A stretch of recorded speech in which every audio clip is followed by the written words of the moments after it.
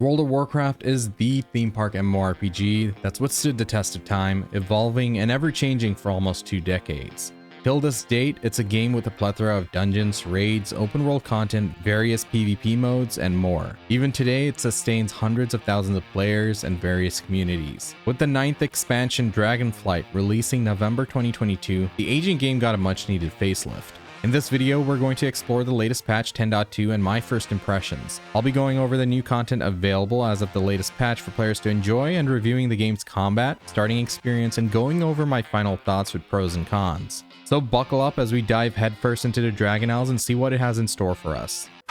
Buckle up, buckaroo! Alright, logging into the game, I actually tried this out on 2 characters. One was my older character that I had from the beginning of Dragonflight, my paladin, and the other was a newly boosted character. I used a level 70 boost from the cash shop for scientific purposes, and I just wanted to try out a rogue. So why didn't I flinch? Because the laws of science differ fundamentally from those of... You know how much I sacrificed?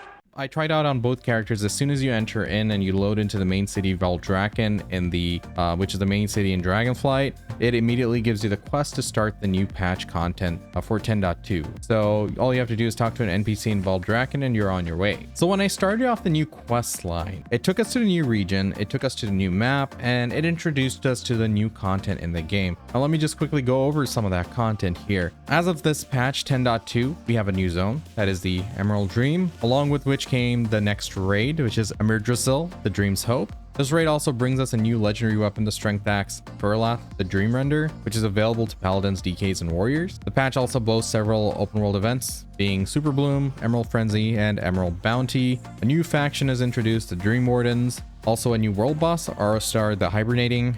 New class tier sets and class reworks for Rogue and Demon Hunter. I play a Rogue, by the way. It's been pretty cool. It's been pretty smooth. I'm enjoying it. With patch 10.2, Mythic Plus and PvP Season 3 began. There are also a few updates to dragon riding, that being a new mount, glyphs, races, and customization. Additional character customizations have also been added for Blood Elves and Druid forms.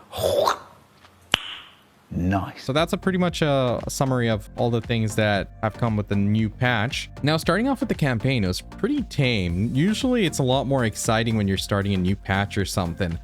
This one was pretty straightforward. You just do some quests. It's just kill quests for the most part. You just go through a few of those, easy peasy. However, even for a tab target MMORPG standard, the questing felt kind of lackluster and underwhelming. Like,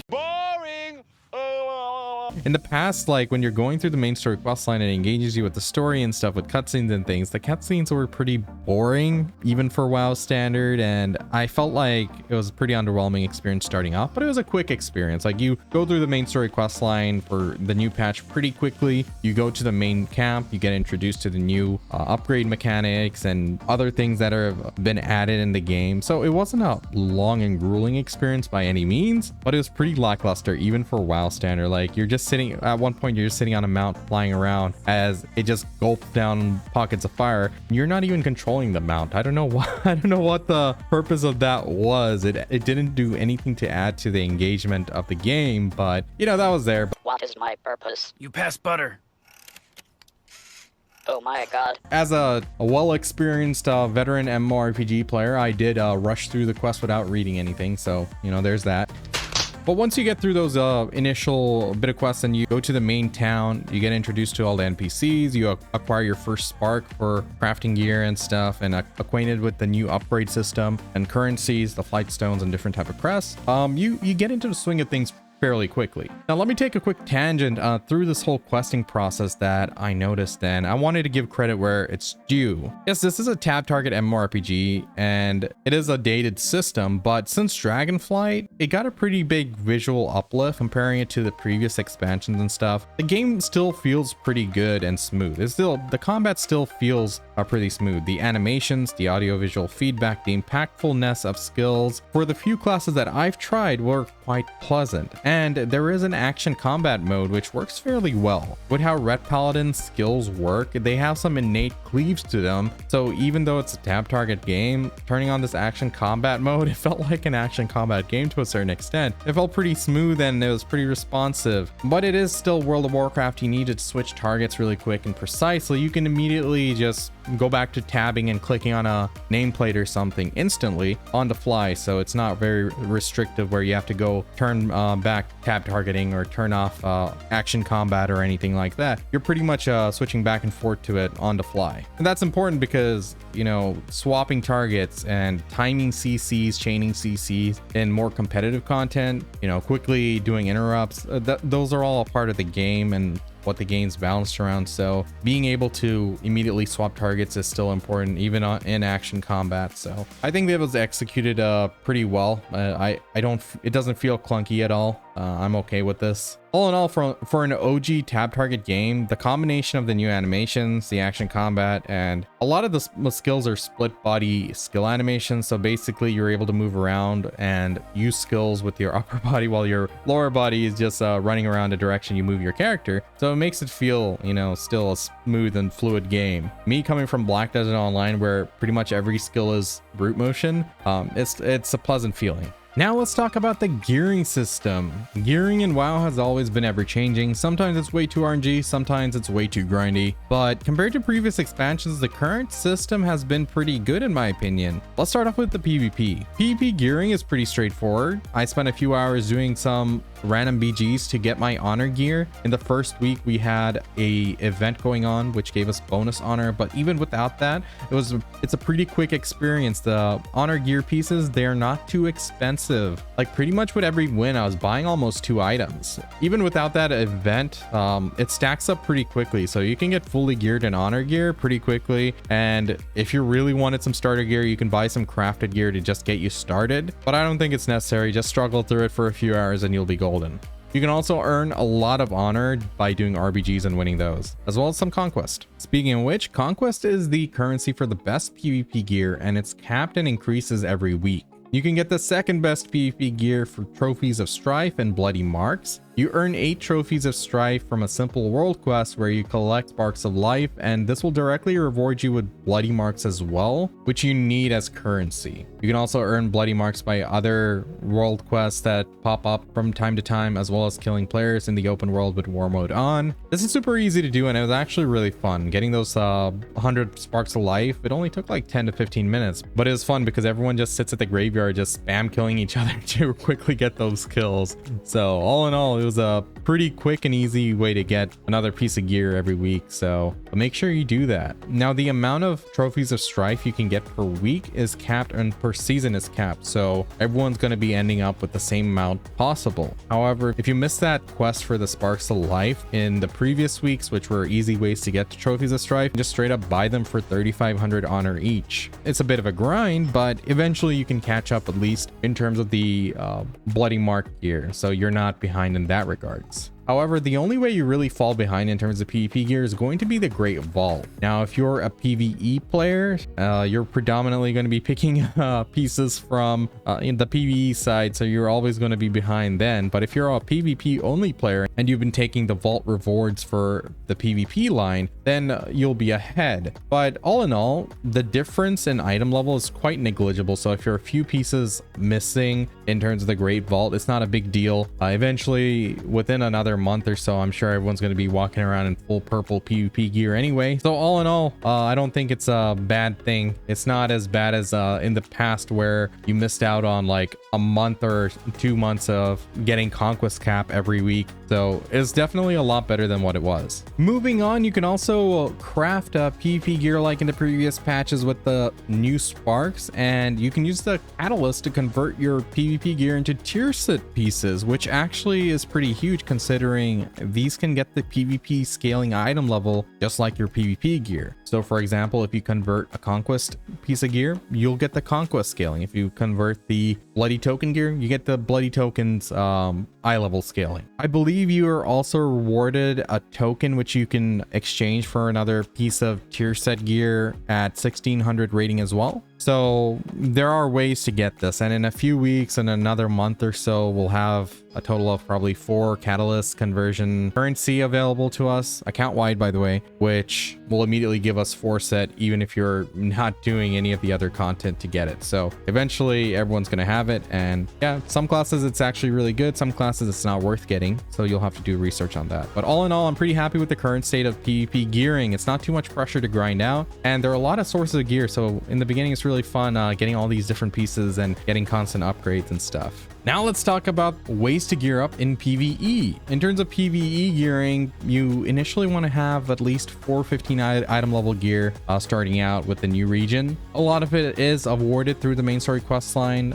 You could also get them from world quests or buying it off the auction house, whatever you need to do. Flight stones, the currency, is going to be your bread and butter this expansion and can be farmed quite easily through dungeons and stuff. Those are going to be used to upgrade your gear, and that's going to be a huge source of power boost throughout the patch for the most part. Weekly quests and events also tend to give you caches of gear every once in a while. Like currently, I think there's a time walking event which will give you a cache for like a 441 piece of gear and stuff. So make sure you do those when they're available. Leveling renowned is pretty important, especially with the new faction for Dream Warden. The usual dungeon farming is still around. Heroic dungeons, Mythic Zero dungeons, Keystone dungeons, and of course we have the raid, which also provides you with the best gear. Crafting gear is still quite relevant with the new sparks that you get, the Sparks of Dream. So the profession system in WoW Dragonflight was revamped from the previous expansions, and it's been a lot more engaging and meaningful and rewarding. Some of the best gear you can get is crafted, especially with the embellishment, those additional effects you get on gears. It's really important to get those embellishment effects, and it's a part of your set. Your best consumables and really useful perks are attained through professions as well. As I mentioned earlier, upgrading your gear is also going to be super important because you're going to have limited resources, and with those limited resources you want to plan out your upgrades and how you're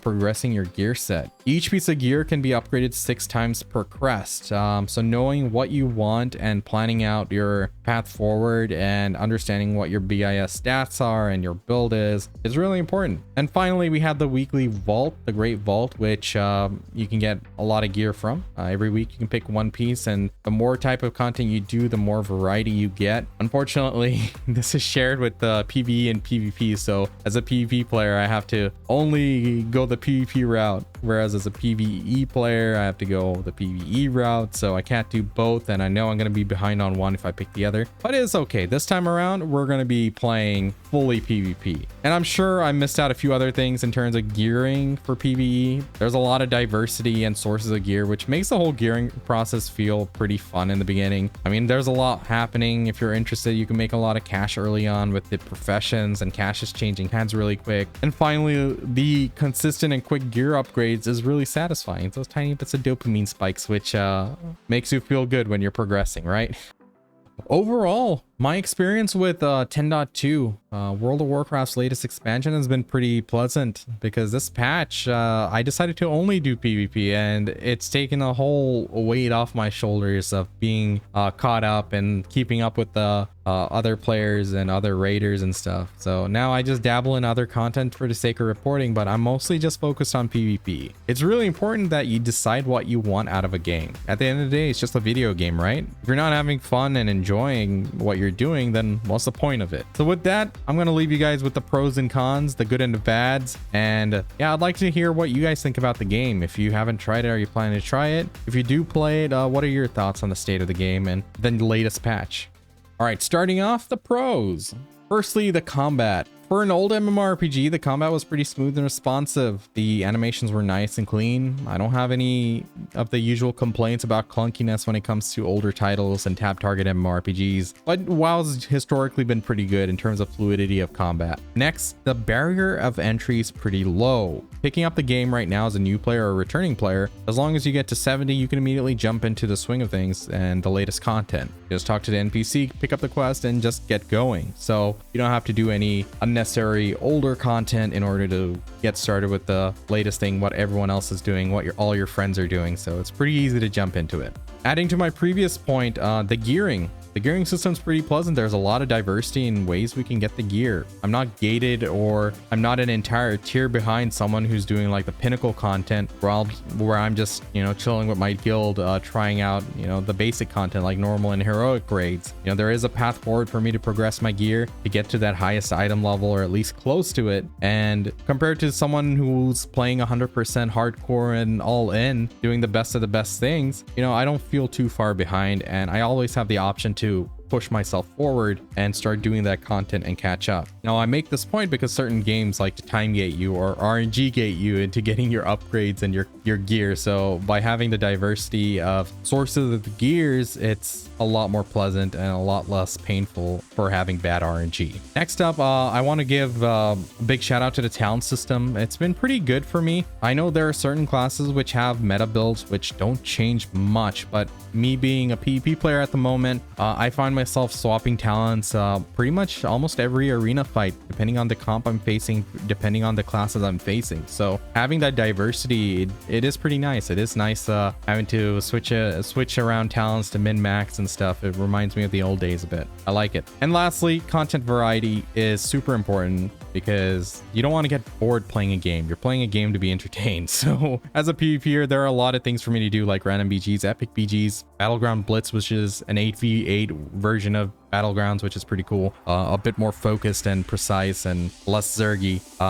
Rotating events for BGs, solo shuffle for rated 2v2 arenas, and RBGs obviously for rated content, and world PvP. There's a lot of players out there, and you know, just going around picking fights and stuff, it's still pretty lively. Coupled with gearing and stuff, it feels like there's a lot of things for me to do in this patch. I'm sure it's gonna die down after some time, after a few more weeks, maybe a month or so, and it feels like less things to do later down the line. But considering that this is not including the PvE content, you know, I'm pretty happy. You know, I can keep busy playing the game. Now for the cons, the ugly, the bad. Firstly, the questing experience. The questing's been a bit lackluster with the main story quest line. I'm sorry, it doesn't draw me in. It doesn't feel engaging. I was just running around killing some basic mobs. You know, I didn't feel immersed like I do in other expansions, or even the beginning of this expansion.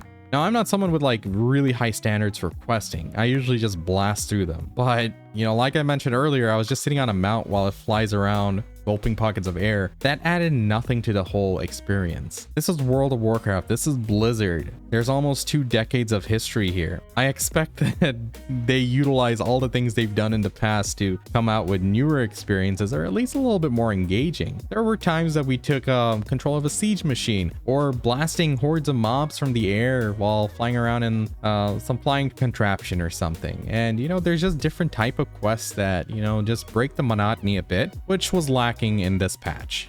Next up, the story. The lore has been one of the things that I followed since even before I played World of Warcraft. I was playing the OG Warcraft, and I remember the story of Arthas Menethil and, you know, the Legion and them. Like, it's something that I followed for a very long time, but this patch, it feels quite moody and low-key. It's missing those epic scenes that WoW was known for in the past. Like, remember back when Arthas killed his father, or when even in Legion, Illidan rejected the gift from the Prime Naru Zera, and he shouts out, "My destiny is my own," and just blasts her to smithereens. Dude, that was awesome. That was epic. That was character building, and it made you pog watching. The tales of heroism, courage, and valor, it feels like they don't exist anymore in this current storyline, man. Next up, the optimization. The optimization's been an issue for me with Dragonflight since the beginning of the expansion. It's been fine right now because I tuned my PC. I really went through all the settings for WoW, turned off all the unnecessary things. Like, why the hell do you need ray tracing for shadows? I don't know. But anyway, you know, for an old game like this, you kind of expect to be able to hit 200 plus FPS and hold like 200 and even 240, like in a limited player content, like a raid, like a 10-man 20-man raid, or even a 5-man dungeon. But optimization hasn't really been there. But I think that's because this is an old game, and even with like modern visuals and stuff, there is a lot of bloat there. I don't know what's going on in terms of it, but I feel like it could be better. I don't know if it's just me. I run a 3090, and I don't expect to be going out and picking up a 4090 to play World of Warcraft, right? So, yeah, I think even if you're on a 1080 Ti, you should be running this game with a pretty good FPS and shouldn't be be experiencing frame drops. In the first raid, the Vault of the Incarnates, I had really bad flame drops whenever the first boss on Mythic, he'd summon his ads, the ring of ads on the sides from the outsides and the inside. Whenever those summoned, it used a lag spike, and it's like it wasn't even very complicated animations or anything. So I managed to tune my game to a point where it's really good and I get solid FPS, but you know, then I'm giving up a lot of the visuals that I wanted to experience. And finally, the pay to win. I know that's a very controversial thing to say, but you know, this game isn't directly pay to win. You're not buying gear right off the cash shop or anything, but you know, that's not the only way a game can be pay to win. And there are multiple ways this degrades the experience for other players. Since we're pretty reliant on professions in this expansion, the pay to win aspect of this game, the WoW token, where you're buying a WoW token for IRL cash and converting it to in-game currency by selling it to another player, it's pretty annoying because people, you know, can immediately come in, buy WoW tokens, and they're buying items for much higher prices and yada yada yada. It's like there's a bit of inflation there. In the beginning of an expansion, you can make a pretty good amount of money. In the beginning of a patch, you make more money than later down a patch. Like earlier in the expansion when it first started, I was making 50 to 75,000 gold an hour just by flying around and picking herbs and mining rocks. Now I make a fraction of that. Now imagine a new player coming into the game and they're like, oh, this thing costs 10,000 gold to buy, this enchant costs this much gold, this crafter is asking for this much gold as a tip for him to craft this item level item. It's like there's a lot of places money changes hands and a lot of things that cost money. So for a new player, that inflated prices is not very good, and I feel like the pay to win aspect, you know, adds to it. Whenever there's the whole pay to win culture of being able to buy raids, buy dungeon runs, mythic plus runs, PvP rating, and boosts for that, you know, there's also the incentive for people to, you know, bot and farm gold and sell gold by illicit methods. So, you know, this whole culture of the pay to win that WoW has behind the scenes, it's not very good for the game, and it does devalue the experience of the game. It's a minor thing. I don't feel like I can't play the game because of it, but it is there, and I just wanted to call it out.